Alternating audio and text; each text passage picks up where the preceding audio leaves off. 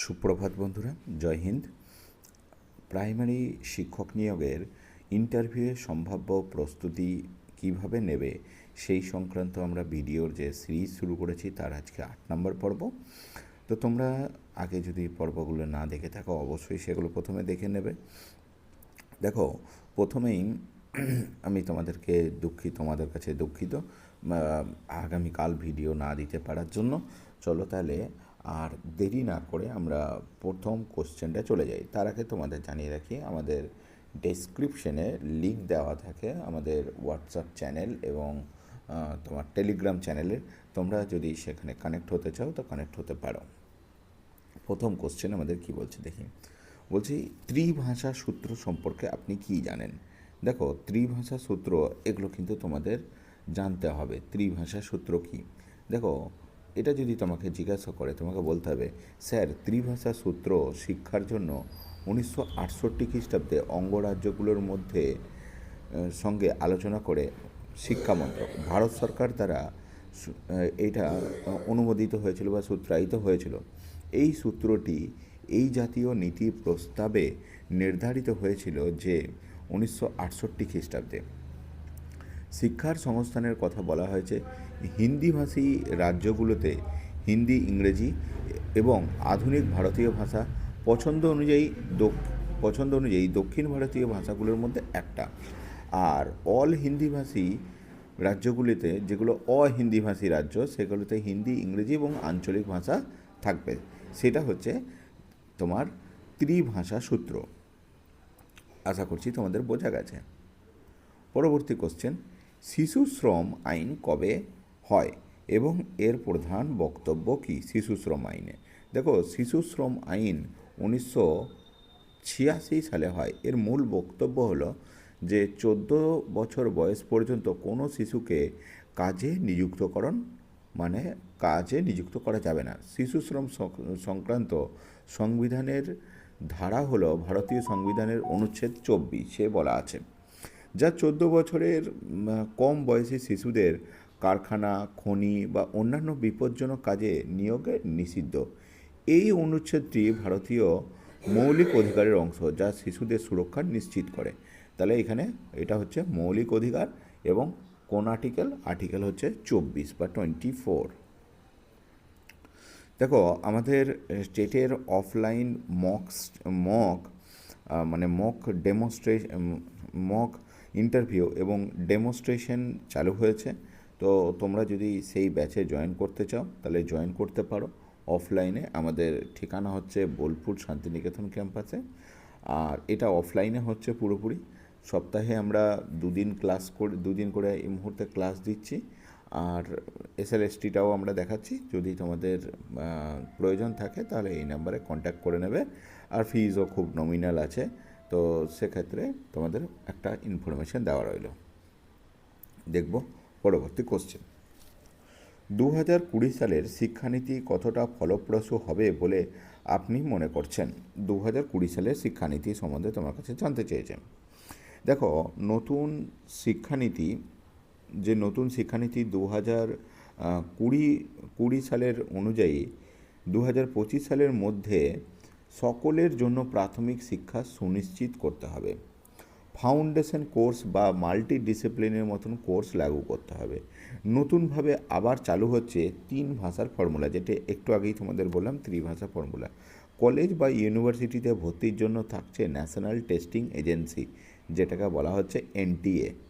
এখন এটা লাগু হয়ে গেছে। NTA তোমরা জানো, ন্যাশনাল ইউনিভার্সিটিতে ভর্তি হওয়ার জন্য CUET এক্সাম দিতে হয়, যেটা কন্ডাক্ট করে NTA। শিক্ষা ব্যবস্থায় নিবিড় ও অনবদ্য উন্নতির জন্য তা সত্যি উৎসাহব্যঞ্জন। যদিও এর ভেতরে অনেক ধরনের প্রশ্ন উঠছে বা বিপক্ষে যুক্তি আছে, তা সত্ত্বেও মনে হচ্ছে এই শিক্ষানীতি জাতীয় শিক্ষার প্রভূত উন্নতি ঘটবে বলে আশা করা যায়। ফাউন্ডেশন কোর্স কি? একটু আগে ফাউন্ডেশন কোর্সের জন্য বললাম। ফাউন্ডেশন কোর্স হচ্ছে, দেখো, যে 2020 সালের নতুন শিক্ষানীতিতে 10+2 পদ্ধতি উঠে যাচ্ছে। ফলে দশম ও দ্বাদশ শ্রেণীর বোর্ডের পরীক্ষা নেওয়া হবে না। তার পরিবর্তে আনা হচ্ছে 5+3+3+4 এই পদ্ধতি 5+3+3+4 পদ্ধতি। এইখানে প্রাথমিকও আনা হবে স্কুলের আওতায়। ক্লাস 1 ক্লাস 2কে রাখা হয়েছে প্রি প্রাইমারি স্টেজে। এই যে বিভাজন কোর্স সিস্টেমকে বলা হচ্ছে ফাউন্ডেশন কোর্স, যে পুরো বিভাজন সিস্টেমটাকে। মাল্টিডিসিপ্লিনারি কোর্স কি? দেখো 2020 সালের নতুন শিক্ষানীতি অনুযায়ী নবম থেকে দশম শ্রেণী পর্যন্ত একই স্টেজ থাকবে, এটাকে বলা হচ্ছে সেকেন্ডারি স্টেজ। বোর্ড পরীক্ষা নেওয়া হবে না, 4 বছরের মধ্যে 8টি সেমিস্টার নেওয়া হবে। এই 4 বছরের কোর্সের নাম মাল্টিডিসিপ্লিনারি কোর্স। দেখো আমাদের আবারও জানিয়ে রাখি তোমাদের যে আপার প্রাইমারি টেটের জন্য কিন্তু অলরেডি আমাদের ব্যাচ শুরু হয়েছে অফলাইনে, এবং ব্যাচটা অনলাইনেও চালু হয়েছে। তো ফিজও খুব কম আছে, তোমরা যদি চাও সেই ব্যাচে অ্যাডমিশন করতে পারো বা এনরোল করতে পারো। একটা অফলাইন ব্যাচ চলছে, একটা অনলাইন ব্যাচ চলছে। দেখব পরবর্তী কোশ্চেন কি বলছে। প্রাথমিক ও উচ্চ প্রাথমিকে ইউনেস্কোর প্রণোদিত যে সর্বজনীন শিক্ষার প্রস্তাবনা দিয়েছিল ইউনেস্কো, সেগুলো কি কি? দেখো প্রথমত তোমাকে জানতে হবে প্রত্যেকটা শিশুর প্রতি সতর্কতা দান ও তাদের শিক্ষার প্রসার ঘটানো 1 নম্বর। 2 হচ্ছে 2015 সালের মধ্যে অবৈতনিক বিদ্যালয় যেখানে বাধ্যতামূলক প্রাথমিক শিক্ষাদান সুনিশ্চিত করা। 2015 সালের মধ্যে সমস্ত লিঙ্গ বৈষম্য দূরীকরণ করে শিক্ষার প্রসার ঘটানো। এটা ইউনেস্কো তোমার দিয়েছিল প্রস্তাব। এবার তোমাকে জেনে নিতে হবে, কারণ ইউনেস্কো থেকে অনেক কোশ্চেন আসে। প্রথম জেনে যাই ইউনেস্কোর পুরো নাম। ইউনেস্কোর পুরো নাম হচ্ছে ইউ দিয়ে হচ্ছে তোমার ইউনাইটেড নেশনস, তারপর হচ্ছে ই ফর এডুকেশন, তারপর হচ্ছে তোমার এস ফর সাইন্টিফিক, আর সি ফর হচ্ছে তোমার কালচারাল অর্গানাইজেশন। তাহলে কী হলো? United Nations educational scientific and cultural organization, যেটা হচ্ছে ইউনেস্কো। ইউনেস্কো হলো জাতিসংঘের একটি বিশেষ সংস্থা যা শিক্ষা, বিজ্ঞান, সংস্কৃতির ক্ষেত্রে আন্তর্জাতিক সহযোগিতার মাধ্যমে বিশ্বে শান্তি প্রতিষ্ঠার জন্য কাজ করে। সংস্থাটি সাংস্কৃতিক ঐতিহ্য সংরক্ষণ এবং বিভিন্ন সংস্কৃতির প্রতি সম্মান ও মর্যাদা প্রসারের জন্য কাজ করে। প্রতিষ্ঠা হয়, মনে রাখবে এর প্রতিষ্ঠা সালটা মনে রাখবে 1945 সাল 16ই নভেম্বর। 1945 সালে 16ই নভেম্বর ইউনেস্কো প্রতিষ্ঠিত হয়। এর সদর দপ্তর রয়েছে, ইউনেস্কোর সদর দপ্তর রয়েছে ফ্রান্সের প্যারিসে অবস্থিত। ফ্রান্সের প্রেসিডেন্টের নাম মনে রাখবে ইমানুয়েল ম্যাক্রন। এর প্রধান কাজ হচ্ছে শিক্ষার প্রসার ঘটানো, সকলের জন্য মানসম্পন্ন শিক্ষার সুযোগ সৃষ্টি করা, বয়সের ভিত্তিতে শিক্ষার স্তর নির্ধারণ, জীবনভর শিক্ষার প্রসারে সহায়তা করা, সাংস্কৃতিক বৈচিত্র্য রক্ষা, বিভিন্ন দেশের সাংস্কৃতিক ঐতিহ্য এবং বৈচিত্র্য রক্ষা করা। এটি সাংস্কৃতিক স্থানগুলোকে বিশ্ব ঐতিহ্যবাহী স্থান হিসাবে ঘোষণা করে, যেটাকে বলা হয় ওয়ার্ল্ড হেরিটেজ সাইট। তোমরা একটু আমাকে কমেন্ট সেকশনে জানাও এখন ভারতবর্ষে কতগুলো ওয়ার্ল্ড হেরিটেজ সাইট রয়েছে। বৈজ্ঞানিক সহযোগিতা, বিজ্ঞান ও প্রযুক্তির উন্নয়নে আন্তর্জাতিক সহযোগিতা বৃদ্ধি করা এবং জলবায়ু পরিবর্তন ও অন্যান্য বৈশ্বিক চ্যালেঞ্জ মোকাবিলায় বৈজ্ঞানিক জ্ঞান ব্যবহার করা। তথ্য ও যোগাযোগ, তথ্যের অবাধ প্রবাহ নিশ্চিত করা এবং সাংবাদিকতার স্বাধীনতা ও নিরাপত্তা রক্ষার কাজ করা। এটি ডিজিটাল যুগে সাক্ষরতা প্রসারেও সহায়তা করে। নেক্সট হচ্ছে নারী সমতা, নারী ও পুরুষের জন্য সমান সুযোগ তৈরি করা, যা টেকসই ভবিষ্যতের অপরিহার্য। দেখব এরপর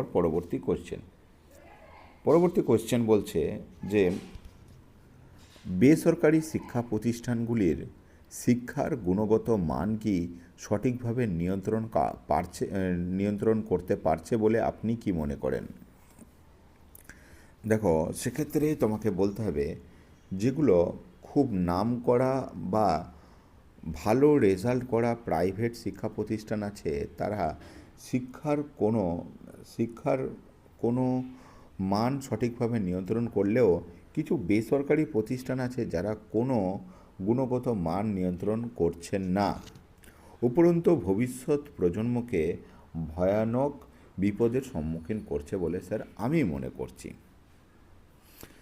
প্রাথমিক শিক্ষা বিস্তারের ক্ষেত্রে ঈশ্বরচন্দ্র বিদ্যাসাগরের অবদান কী? দেখো, শিক্ষাক্ষেত্রে ইনাদের মতন মহান দার্শনিকের পণ্ডিত মানুষের অবদান মুখে বলে শেষ করা যায় না স্যার। প্রাথমিক শিক্ষার বিস্তারের লক্ষ্যে ইনি একটি স্বয়ংসম্পূর্ণ পরিকাঠামো গড়ে তুলেছিলেন, যার মূল অংশ ছিল আদর্শ বিদ্যালয়, আদর্শ পাঠ্যপুস্তক, আদর্শ শিক্ষক। বিদ্যাসাগর মহাশয় তার প্রতিষ্ঠান প্রাথমিক বিদ্যালয়ের পাঠ্যক্রমের মধ্যে ভূগোল, পাটিগণিত, ইতিহাস, জ্যামিতি, প্রাকৃতিক বিজ্ঞান, নীতিশিক্ষা, শারীরবিজ্ঞান ইত্যাদি বিষয়গুলোকে অন্তর্ভুক্ত করেন। এছাড়া প্রাথমিক স্তরের শিশুর জন্য নানা পুস্তিকা যেমন বর্ণপরিচয়, বোধোদয়, কথামালা প্রভৃতি তিনি প্রকাশ করেছিলেন। পরবর্তী প্রশ্ন হচ্ছে, গান্ধীজির বুনিয়াদী শিক্ষার বৈশিষ্ট্য কী? খুবই গুরুত্বপূর্ণ কোশ্চেন। দেখো, গান্ধীজির বুনিয়াদী শিক্ষা তুমি বলতে গেলে 7 থেকে 14 বছরের অবৈতনিক যে বাধ্যতামূলক শিক্ষা হবে কর্মভিত্তিক এবং উৎপাদনভিত্তিক, ব্যক্তিতান্ত্রিক ও সমাজতান্ত্রিক শিক্ষার সমন্বয়করণ। শিক্ষার্থীর দেহ, মন, আত্মার সম্পূর্ণ বিকাশ ঘটবে, সেটা হচ্ছে গান্ধীজির মডেল। দেখো, তোমাদেরকে জানিয়ে রাখি, আমাদের বোলপুর শান্তিনিকেতন ব্রাঞ্চে গ্রুপ সি এবং ডি পরীক্ষার জন্য নতুন একটি ব্যাচ শুরু হয়েছে। ঠিক আছে, এই ব্যাচটি সম্পূর্ণ অফলাইন ব্যাচ এবং টোটাল ব্যাচের ফিজ হচ্ছে 1999 এবং অফলাইন ব্যাচ এটা। তো তোমরা যদি ইন্টারেস্টেড থাকো তাহলে নিচে দেওয়া কন্ট্যাক্ট নাম্বারে কন্ট্যাক্ট করতে পারো আমার সাথে। প্রাথমিক শিক্ষার রূপকার কারা ছিলেন? দেখো, প্রাথমিক শিক্ষার যে সমস্ত শিক্ষাবিদরা ছিলেন সেগুলো হচ্ছে Rousseau, Pestalozzi, Froebel, madame Montessori, Gandhiji প্রমুখ শিক্ষাবিদরা ছিলেন কিন্তু তোমার প্রাথমিক শিক্ষার রূপকার। তারপরে নেক্সট কোশ্চেন হচ্ছে, গ্র্যাজুয়েশন সেরিমনি কী? দেখো, এটা খুবই গুরুত্বপূর্ণ একটা প্রশ্ন। দেখো, গ্র্যাজুয়েশন সেরিমনি বলতে রাজ্য স্কুল শিক্ষা দপ্তরের কিছু নতুন পদক্ষেপ রয়েছে, সেগুলো তোমাদের আলোচনা করে দিচ্ছি। দেখো, সেটা হচ্ছে প্রথমত 2 জানুয়ারি এমনিতেই বুক ডে, তারপর শুরু হচ্ছে গ্র্যাজুয়েশন সেরিমনি। এটি একটি অভিনব উদ্যোগ রাজ্য শিক্ষা দপ্তরের, আর এই অনুষ্ঠান চলবে স্কুলগুলোতে 1 সপ্তাহের মতো। রাজ্য জুড়ে প্রতিটা স্কুলে 2 জানুয়ারি গ্র্যাজুয়েশন সেরিমনি সম্মান দেওয়া হবে। শুধু কলেজ বিশ্ববিদ্যালয় পড়ুয়ারা নন, এক ক্লাস থেকে পরবর্তী ক্লাসে উঠলে এবার স্কুলের ছাত্রছাত্রীদেরও মিলবে সম্মান। আধুনিক এই ব্যবস্থা চালু করেছে এবার রাজ্যের স্কুল শিক্ষা দপ্তর। 1 ক্লাস থেকে পরবর্তী ক্লাসে উত্তীর্ণ হওয়া ছাত্রছাত্রীদের জন্য এবার স্কুলে পালিত হবে গ্র্যাজুয়েশন সেরিমনি। রাজ্য স্কুল শিক্ষা দপ্তরের তরফে 13 দফা গাইডলাইন দিয়ে প্রাথমিক শিক্ষা পর্ষদ ও মধ্যশিক্ষা পর্ষদকে বিস্তারিত পাঠানো হয়েছে বলেই দপ্তর সূত্রে খবর রয়েছে। শিক্ষা দপ্তরের পাঠানো গাইডলাইনে কি বলা হয়েছে?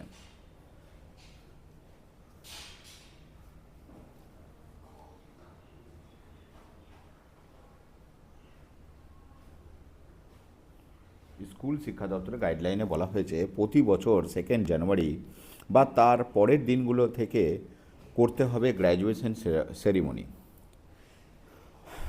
1 ক্লাস থেকে পরবর্তী ক্লাসে ওঠা প্রত্যেক ছাত্রছাত্রীদের জানুয়ারি মাসের প্রথম সপ্তাহেই স্কুলের প্রধান শিক্ষক সম্মান জানাবেন। ক্লাস টিচার চকলেট বা মিষ্টি দিয়ে ছাত্রছাত্রীদের স্বাগত জানাবেন তার ক্লাসে। ক্লাস টিচার তার সব ছাত্রছাত্রীদের একসঙ্গে করে আনুষ্ঠানিক স্বাগত জানাবেন। নবাগত ছাত্রছাত্রীদের ক্লাস টিচারকে তাদের পরিচয় জানাবেন। এক্ষেত্রে কোনো একটি নির্দিষ্ট শ্রেণীতে বা বিভাগে একজন শিক্ষার্থী আর একজনের সঙ্গে পরিচিতি হতে পারবে। স্কুলের প্রধান শিক্ষক বা ভারপ্রাপ্ত প্রধান শিক্ষক, ক্লাস টিচার নবাগত ছাত্রছাত্রীদের স্কুলের ইতিহাস বলবেন, অর্থাৎ বিদ্যালয়টি কিভাবে তৈরি হলো, এলাকার মানুষের অবদান, বিভিন্ন কৃতি ছাত্রছাত্রীর পরিচয় ইত্যাদি। পাশাপাশি রাজ্য সরকার স্কুলের ছাত্রছাত্রীদের বই, স্কুলের ইউনিফর্ম, জুতো, স্কুল ব্যাগ, স্বাস্থ্য পরিষেবা, মিড ডে মিল পরিষেবাগুলো যে প্রদান করেছে সেগুলির সুবিধাও জানাতে হবে। প্রত্যেক স্কুলে একটি নির্দিষ্ট ফটো কর্নার থাকবে, যেখানে ছাত্রছাত্রীদের ফটো, জন্ম তারিখ সহ লাগাতে হবে। ক্লাস টিচারের সঙ্গে ছাত্রছাত্রীদের ফটো নিতে হবে প্রত্যেক বছর এবং সেটাও ফটো কর্নারে লাগাতে হবে। এইগুলি প্রতি বছর করতে হবে। প্রধান শিক্ষকের স্বাক্ষর করা একটি ধন্যবাদ জানিয়ে চিঠি প্রত্যেক ছাত্রছাত্রীদের দিতে হবে। এই চিঠির একটি নির্দিষ্ট বয়ান থাকবে। Class monitor, cultural monitor, sports monitor, mid day meal monitor এর মনোনয়ন এই সময়সীমার 7 দিনের মধ্যেই করতে হবে। গ্রুপ লার্নিং এর জন্য ছাত্রছাত্রীদের যুক্ত এই সময়সীমার মধ্যেই করতে হবে। ছাত্রছাত্রীদের ক্লাসে বসার ব্যবস্থা এমনভাবেই করতে হবে যেটা পঠন পাঠনের স্বার্থে সর্বাধিক ভালো হয়। এই অনুষ্ঠান বা সম্মান জানানোর গোটা তথ্যচিত্র আকারে তৈরি করতে হবে এবং প্রত্যেক বছর স্কুলগুলোকে বুকলেট আকারে প্রকাশ করতে হবে। মোট 13 দফা গাইডলাইন ইতিমধ্যেই দেওয়া হয়েছে রাজ্য স্কুল শিক্ষা দপ্তরের তরফ থেকে প্রাথমিক শিক্ষা পর্ষদ ও মধ্যশিক্ষা পর্ষদকে।